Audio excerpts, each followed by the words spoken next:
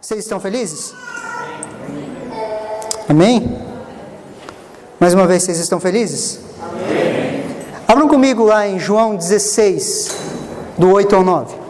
Evangelho de João, capítulo 16, do versículo 8 ao 9.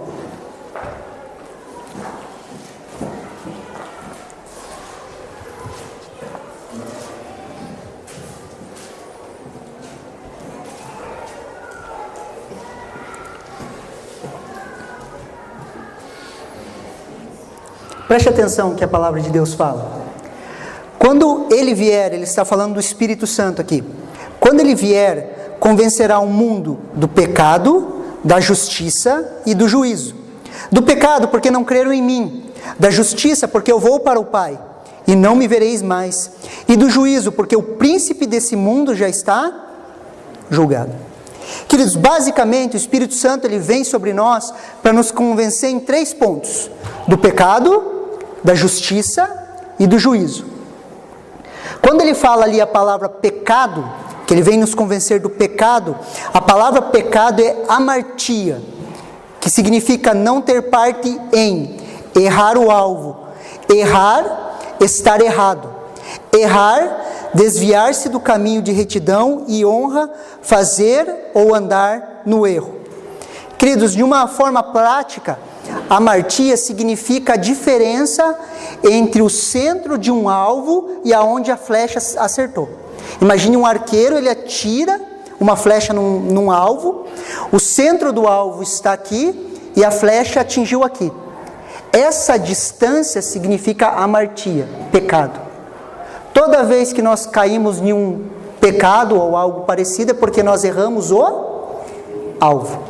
Amém? Nós temos um alvo e quando nós erramos esse alvo, é isso que a palavra amartia ou pecado significa.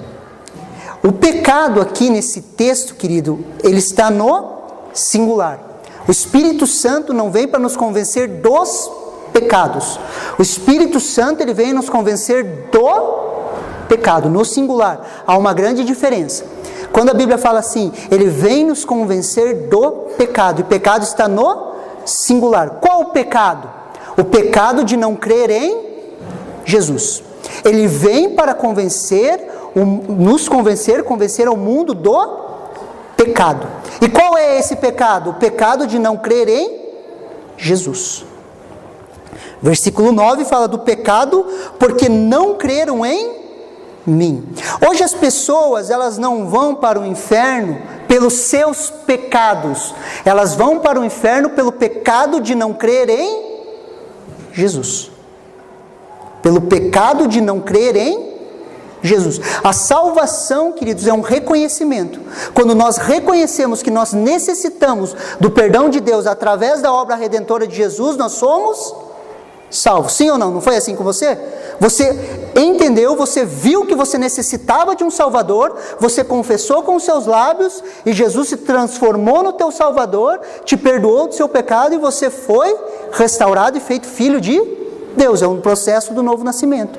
Por quê? Porque você reconheceu que você necessita de um Salvador. Quando você reconheceu que você necessita de um Salvador, você creu na obra redentora de Jesus. O Espírito Santo te convenceu do pecado de não crer em Jesus, você passou a crer em Jesus e você começou a ser ou foi transformado em uma nova criatura. Amém? Foi esse processo que aconteceu com vocês. As pessoas são condenadas pelo pecado de não crer em Jesus, queridos.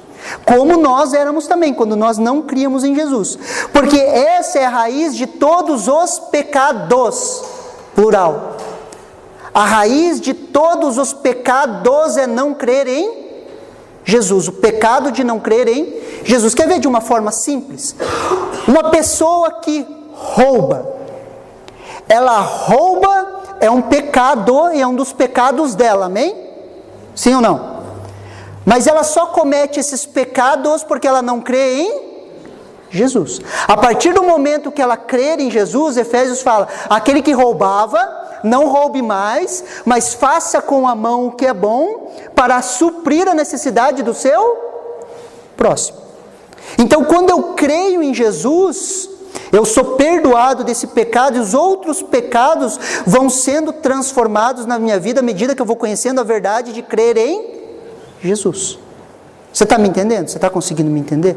Então é essa a raiz de todos os pecados, queridos. Não crer em Jesus. Se existe uma área da sua vida que ela não está fluindo na vontade de Deus, é porque você não está crendo em Jesus naquela área. Você não está crendo em Jesus naquela área. Pastor, mas ele continua mentindo, é porque naquela área ele não está crendo em Jesus. E ele precisa crer em Jesus. Amém? O nosso desafio, queridos, é viver nessa ótica, viver nesse prisma de crer em Jesus. Eu e você cremos em Jesus, amém? Amém? Nós precisamos viver isso, queridos. Nós precisamos vencer a incredulidade, queridos, dia a dia. Alguns neurocientistas falam que nós tomamos 35 mil decisões por dia, aproximadamente. 35 mil decisões. Umas mais importantes, outras que não vão transformar em nada a sua vida.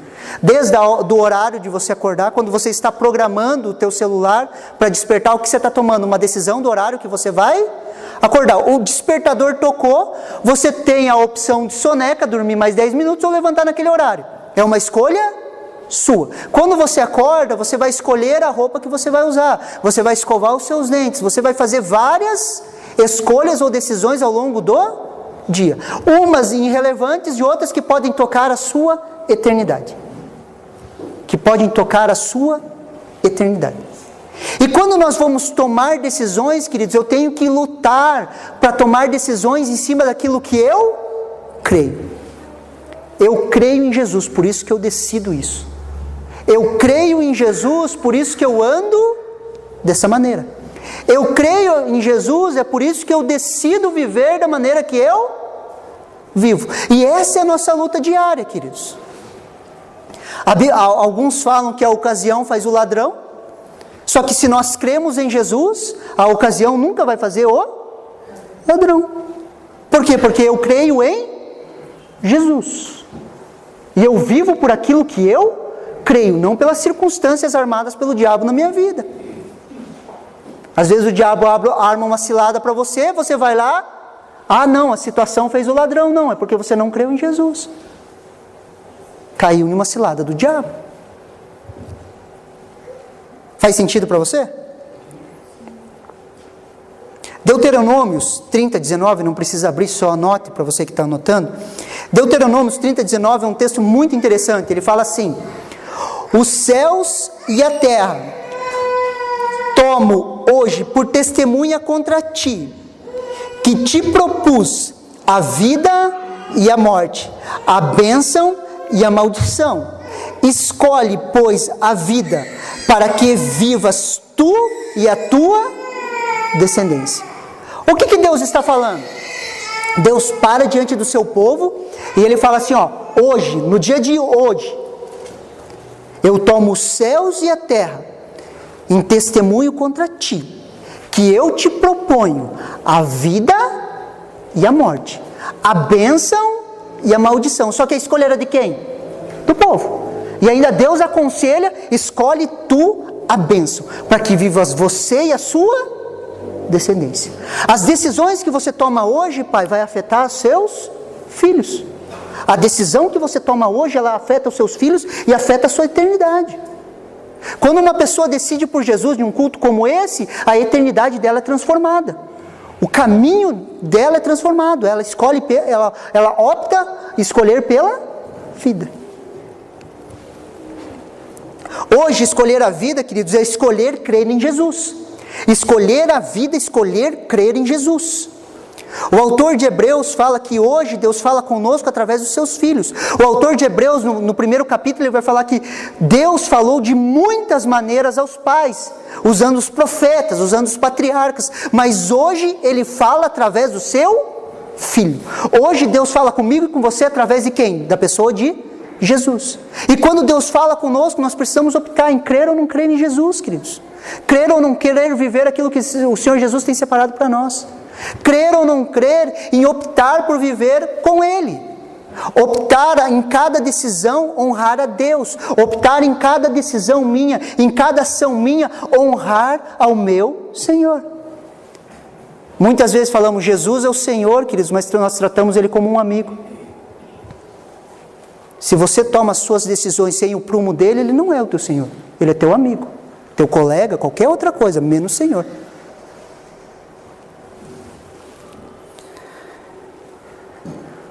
Hoje, então, queridos, escolher a vida, escolher crer em Jesus. Eu e você, queridos, nós temos dois olhos. Dois olhos. Os olhos naturais e os olhos espirituais. E nessa pregação eu quero que você associe todas as vezes que eu falar vista, eu estou falando dos olhos naturais. Amém? E todas as vezes que eu falar visão, eu estou falando dos olhos espirituais. Amém? Todas as vezes que eu falar vista são os olhos naturais. E todas as vezes que eu falar visão são os olhos espirituais. Vista ou visão? Esse é o tema da minha pregação para hoje. Vista ou visão? Nós vivemos por vista ou nós vivemos por visão?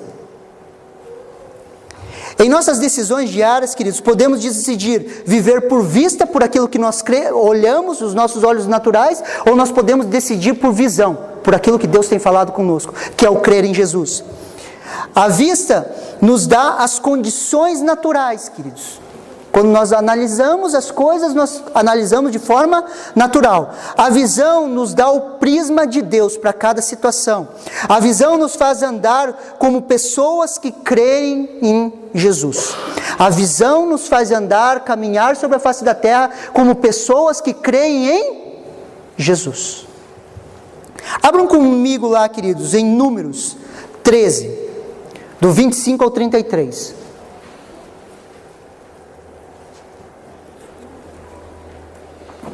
Números 13, do 25 ao 33.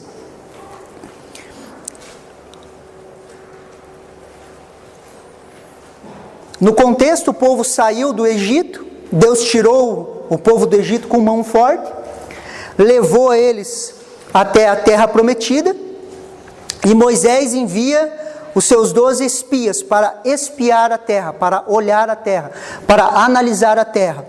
E eles foram durante 40 dias, queridos, espiar a terra, olhar a terra. Números 13, 25 fala assim, do 25 ao 33.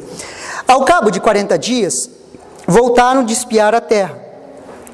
Caminharam e vieram a Moisés e a Arão, e toda a congregação dos filhos de Israel no deserto de Pará, a Cades. Deram-lhe conta a eles e toda a congregação, e mostraram-lhe o fruto da terra. Só um parênteses aqui, o fruto da terra, queridos, era um cacho de uva que precisava de 2 homens para carregar. Era muito grande. Relataram a Moisés e disseram: fomos à terra que nos enviastes, e verdadeiramente mana leite e mel. Este é o fruto dela. O povo, porém, que habita nessa terra é poderoso, e as cidades muito grandes e fortificadas. Também vimos ali os filhos de Anak. Os amalequitas habitam na terra do Neguebe.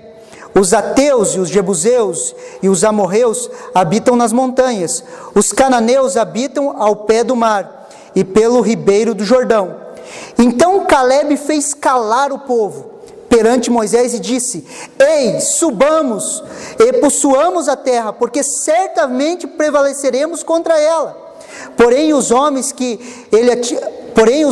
com ele tinham subido disseram: não podemos subir contra aquele povo, porque é muito forte, muito mais forte do que nós. E diante dos filhos de Israel, inflamaram a terra que haviam espiado, dizendo: a terra pelo meio da qual passamos a espiar é terra que devora os seus moradores. E todo o povo que vimos nela são homens de grande estatura. Também vimos ali os gigantes. Os filhos de Anak são descendentes de gigantes. E éramos aos nossos próprios olhos como gafanhotos. E assim também éramos aos seus olhos. Queridos, o interessante é que Moisés não mandou 12 pessoas qualquer. Moisés mandou 12 príncipes do povo. De cada tribo ele mandou uma pessoa, que eram príncipes. 10 desses príncipes, queridos, olharam pelas vistas, com os olhos naturais, olharam para a terra com os olhos naturais. E 2 delas, queridos, 2 deles, que são Josué e Caleb, olharam com visão. Eles misturaram a fé, eles não pecaram, eles decidiram crer. Quando eles espiaram a terra, eles olharam com os olhos espirituais. Eles falam: vamos, subamos, vamos conquistar, essa terra é nossa. Porque se você subir um pouquinho, em Números 13:1, olha o que a palavra de Deus diz. Disse o Senhor a Moisés: envia os homens que espiem a terra de Canaã, que isso é Deus falando, que eu hei de dar aos filhos de Israel. De cada tribo de seus pais, envies um homem, sendo cada um qual príncipe entre eles. Queridos, a terra era de quem? Era deles. Vão, espiem, olhem a terra, porque eu vou dar essa terra para vocês. O próprio Deus, Criador dos céus e da terra, olha para aquele povo e fala: podem ir, olhem a terra, espiem a terra, olhem, eu vou dar essa terra para vocês. Interessante, queridos, que Deus falou para Moisés o quê? Para espiar a terra. Espia a terra, vê se a terra produz leite e mel. Deus mandou Moisés falar para o povo ver se tinha gigantes, se o povo era forte, era grande. Deus mandou? Não. Eles tiraram o foco da promessa e começaram a olhar as circunstâncias. Eles começaram a olhar por vista. Aquele povo é muito grande, eles são gigantes, nós não vamos conseguir conquistar a terra. Qual é a promessa de Deus para a sua vida? O que Deus tem prometido para a sua vida? A terra se chamava Terra Prometida. Por quê? Porque era uma promessa de Deus para aquele povo. E Deus falou: eu vou dar essa terra para vocês. Agora eu pergunto para você, qual que é a promessa de Deus para a sua vida? Deus tem promessas para a sua vida. E Ele fala: eu vou dar isso que eu tenho prometido para você. Agora a decisão, queridos, é nossa, de crer ou não crer. De olhar por visão ou olhar por vista. Mas qual que é a promessa de Deus para a sua vida? O que Deus tem falado ao teu coração? Eu quero te dizer, queridos, que essa promessa ela é sua.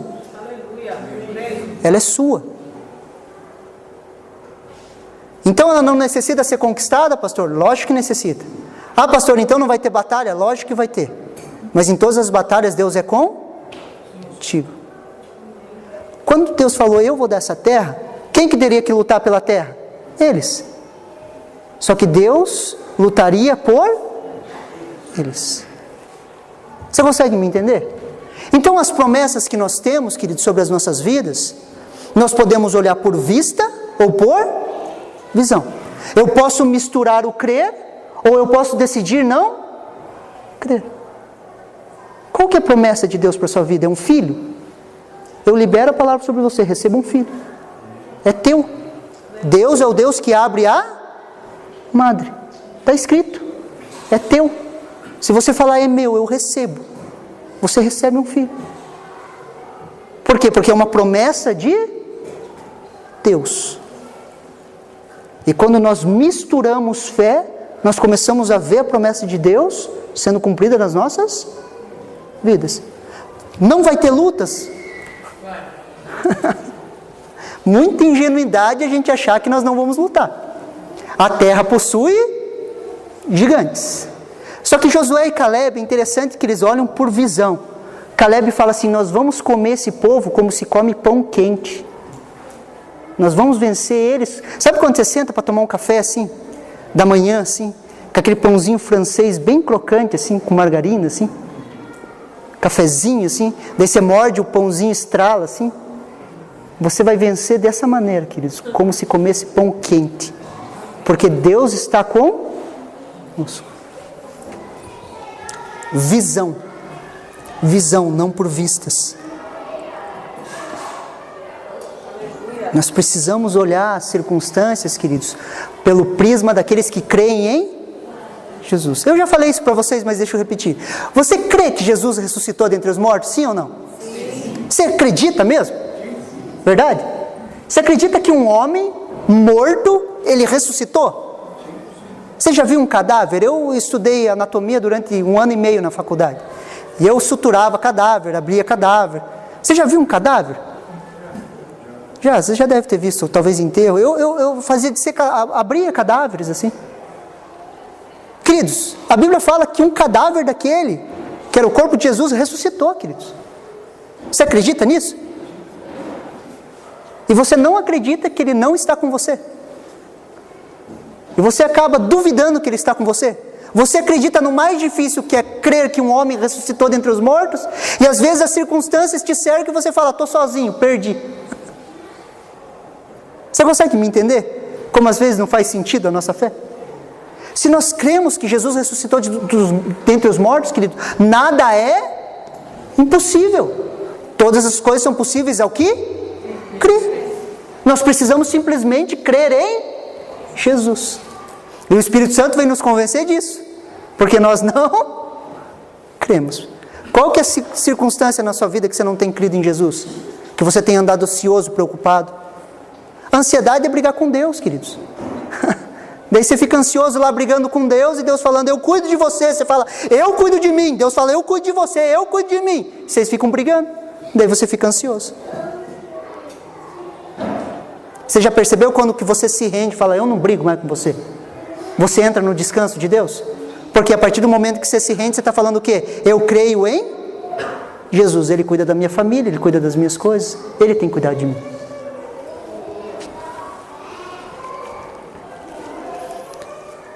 Abram comigo lá em 2 Reis 6, do 15 ao 17. Mais um exemplo de vista e visão. 2 Reis 6. Vamos usar o exemplo de Eliseu.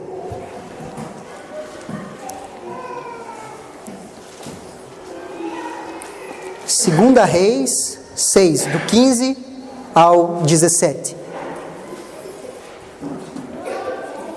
Aqui, Eliseu está cercado, no contexto, Eliseu está cercado por um exército que vem contra eles. Ele está com seu moço, com seu menino, e eles estão cercados. E a palavra de Deus fala assim, 2 Reis 6, do 15 ao 17. Tendo-se levantado muito cedo o moço do homem de Deus, e saindo, eis que tropas, cavalos e carros haviam cercado a cidade. Então o seu moço lhe disse, ai meu senhor, o que faremos? Ele respondeu, não temas, porque mais são os que estão conosco do que os que estão com eles. Orou Eliseu e disse, Senhor, peço-te que lhe abra os olhos para que veja. O Senhor abriu os olhos do moço e ele viu que o monte estava cheio de cavalos e carros de fogo em redor de Eliseu. Imagine, sai o moço do profeta do Eliseu, ele olha, a cidade está cercado, ele volta e fala para Eliseu, Eliseu, o que nós vamos fazer? Daí sai Eliseu de boa, assim, começa a olhar e falar, mas são os que estão conosco do que estão com eles. O rapaz entra em crise, ele olha assim, um exército em volta deles e ele e o Eliseu. Ele soma 1 mais 1 é igual a 2, contra um exército inteiro. Por quê? Porque ele estava olhando por vista. Ele estava olhando com seus olhos naturais. Eliseu estava olhando pela sua visão. E quando ele olha pela visão, o que ele fala? Deus abre os olhos dele. Quando abre os olhos dele, o que acontece? Ele olha ao redor de Eliseu carros e cavalos de fogo que protegiam o profeta. Aqui nós começamos a entender, queridos, que há uma separação entre os meninos e as meninas na fé e os homens e mulheres na fé. Os meninos vão olhar o quê? As circunstâncias.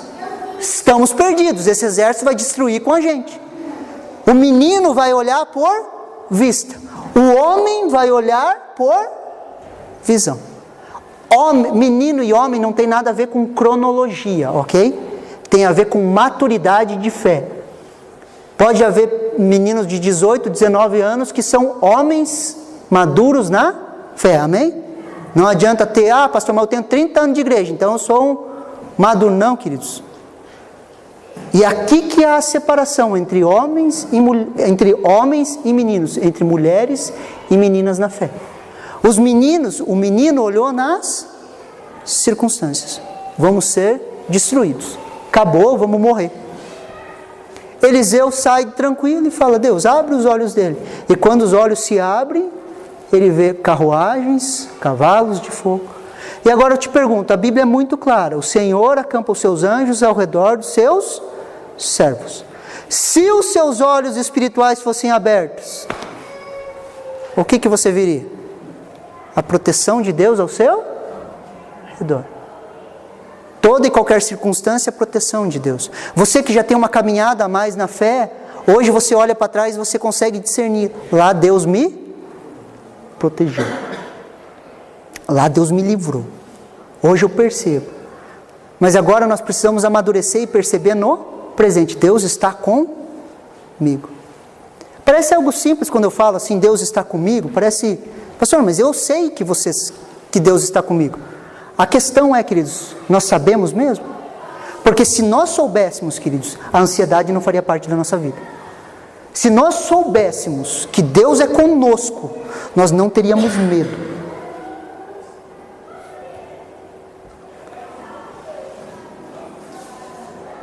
Nós precisamos voltar para o básico, para o simples. Deus é comigo. E ministrar o nosso próprio coração. Deus é comigo. Sabe no momento da semana que você fica ansioso, preocupado, achando que você vai morrer por determinada situação? Você já passou por isso? Sim ou não? Essa semana você passou? Fala, meu Deus, dessa eu não passo. Queridos, Deus é com você. Olhe por visão.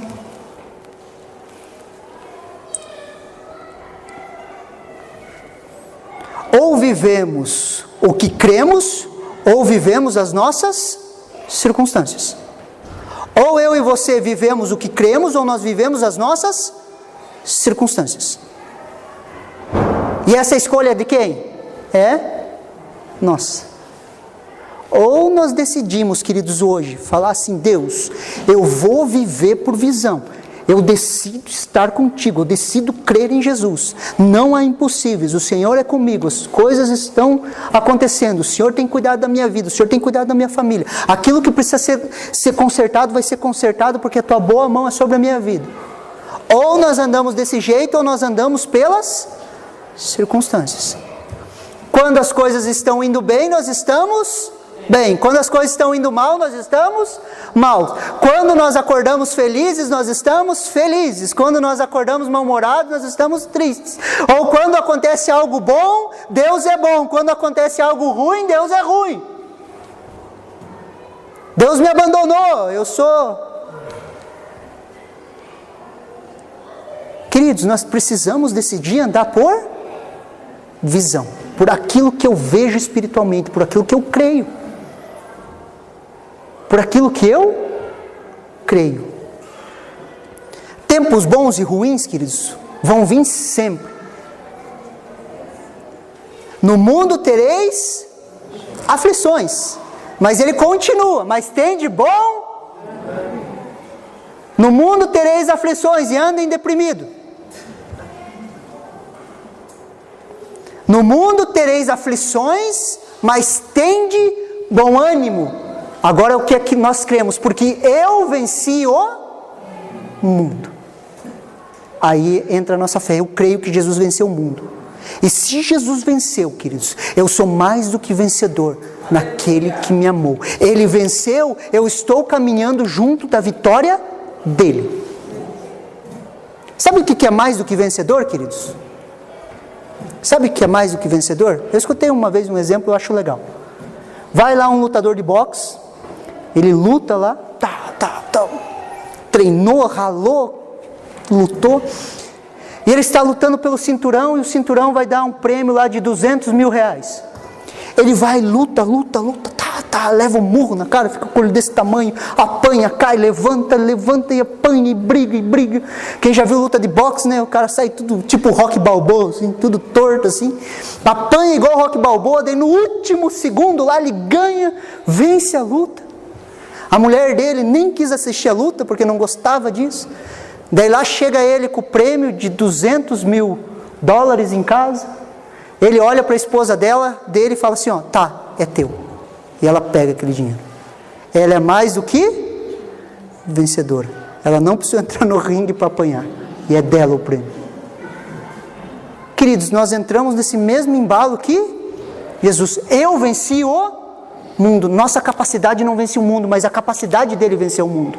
E nós entramos junto com eles. E nós somos mais do que vencedores. Nós entramos junto com ele nessa vitória, queridos. Só que isso é o que nós cremos. E nós precisamos viver aquilo que nós cremos, não viver as nossas circunstâncias. Saia das suas circunstâncias, queridos. Saia, vai para as regiões celestiais. A Bíblia fala assim, se você foi ressuscitado com Cristo, coloque os seus pensamentos nas coisas do alto, onde Cristo está sentado à direita de Deus Pai. Tem horas, querido, você tem que ficar zen, você tem que sair das suas circunstâncias e falar, vou dar uma volta lá nas regiões celestiais. Lá. Dá uma viajada com Deus lá, fica lá com Ele, conversa com Ele.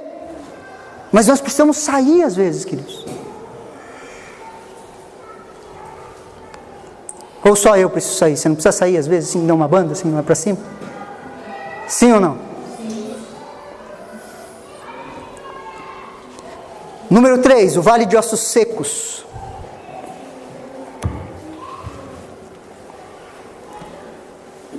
Ezequiel,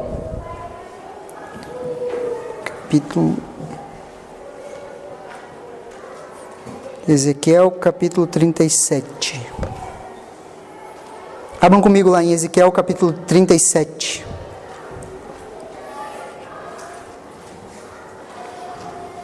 Nós vamos ler do 1 ao 10.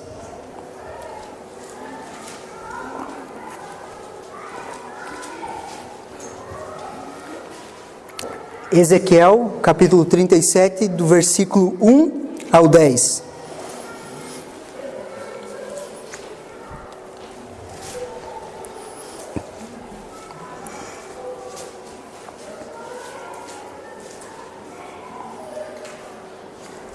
A palavra de Deus fala assim: veio sobre mim a mão do Senhor, e Ele me levou pelo Espírito do Senhor e me deixou no meio de um vale que estava cheio de ossos, e me fez andar ao redor deles. Eram muito numerosos na sua superfície do vale, e estavam sequíssimos. Então me perguntou: filho do homem, acaso poderão reviver esses ossos? Respondi: Senhor Deus, tu o sabes. Disse-me ele: profetiza a estes ossos, e disse-lhes: ossos secos, ouvi a palavra do Senhor. Assim diz o Senhor Deus a estes ossos: eis que farei entrar o Espírito em vós, e vivereis. Porei tendão sobre vós, farei crescer carne sobre vós estenderei pele, e porei em vós o Espírito, e vivereis, e sabereis que eu sou o Senhor. Então profetizei, segundo fora me ordenado. Enquanto eu profetizava, houve um ruído, um barulho de ossos que batiam contra ossos, e se ajuntaram, cada osso ao seu osso. Olhei, e eis que haviam tendões sobre eles, e cresceram a carne, e se estendeu a pele sobre eles, mas não havia neles o Espírito. Então ele me disse: profetiza ao Espírito, profetiza ao Filho do Homem.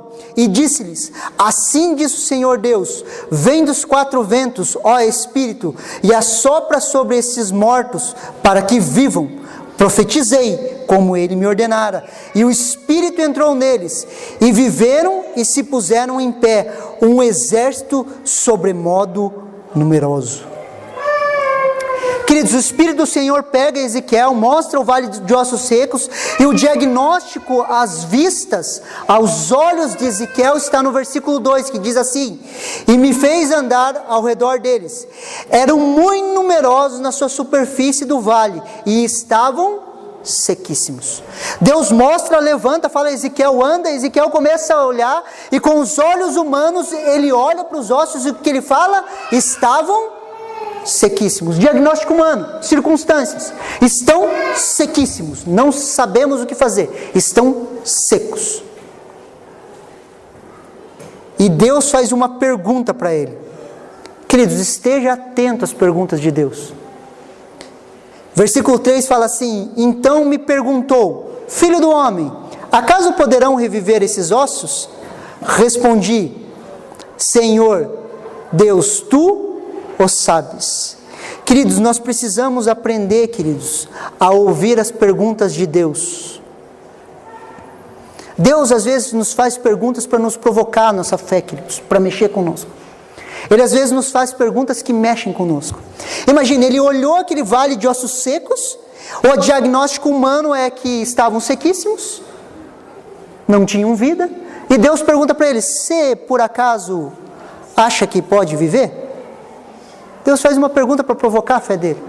Às vezes você vai olhar a sua vida, queridos, vai ter áreas que vão estar sequíssimas, secas. E Deus vai perguntar: e aí, será que pode viver isso? Será que esse casamento pode ser restaurado? Será que isso aqui pode ser transformado? Será que a tua área financeira pode ser restaurada? Ezequiel chega e joga a bola para Deus. Tu é quem sabe. Por que ele falou isso? Porque ele precisava de uma palavra, queridos. Nós não profetizamos se nós não temos uma palavra. Deus pergunta, joga a bola para Ezequiel. Ezequiel chega e joga a bola para Deus. Tu o sabes. Tu o sabes. E Ezequiel recebe a palavra. Versículo 4. Disse-me ele, Deus disse para Ezequiel: profetiza a esses ossos. Disse-lhes: ossos secos, ouvi a palavra do Senhor. Agora Ezequiel tinha uma palavra para profetizar. E ele começa a profetizar. O que ele fala? Ossos secos, ouçam a palavra do Senhor. E é isso que nós precisamos aprender, queridos. Quando nós fazemos devocional, nós precisamos aprender a garimpar na Bíblia. Nós precisamos aprender a garimpar na Bíblia. Garimpar as palavras rema. Deus é o Deus que abre a madre. Amém? Uma palavra rema. Você tem essa palavra, amém? Você quer um filho, o que você fala? Segundo a palavra do Senhor, que a madre se abra. Segundo a palavra de quem? Do profeta ou do Senhor? A palavra do Senhor. E em cima da palavra do Senhor nós começamos a profetizar. Não por vista, mas por visão. Por vista, queridos, era um vale de ossos secos, não ia acontecer nada. Por visão, era um exército muito poderoso e muito numeroso. Quando nós olhamos, queridos, para algumas áreas da nossa vida, queridos, nós vamos diagnosticar que são como um vale de ossos secos. Só que nós vamos garimpar na palavra de Deus e nós vamos pegar as palavras de Deus e começar a profetizar em cima do que a Bíblia diz que é. A Bíblia fala assim: converte, será salvo tu e a tua casa. Isso é a palavra de Deus, sim ou não? Atos, palavra de Deus, é minha, eu recebo, é minha. Se você tem um filho que não está nos caminhos do Senhor, o que você faz? Segundo a tua palavra, converte, e eu me converti, será salvo eu e a minha casa. Eu libero no reino espiritual, eu e a minha casa vamos ser salvos. Você vai lá em Josué, Josué vai falar: eu decido hoje, eu e a minha casa serviremos ao... Palavra de Deus, sim ou não? Eu começo a declarar, profetizar: eu e a minha casa serviremos ao Senhor. Eu e a minha casa serviremos ao Senhor. Eu e a minha casa serviremos ao Senhor. O que vai acontecer? Você vai começar a crer em Jesus. Você vai começar a viver por visão, por aquilo que você crê, e não pelas circunstâncias e os diagnósticos humanos. E daí nós começamos a ver as coisas acontecer. As coisas muitas vezes não acontecem nas nossas vidas, queridos, porque nós não usamos essa dinâmica. Nós não começamos a ver com os olhos da fé, os olhos da visão. Nós só olhamos por vista, e nós olhamos só as circunstâncias.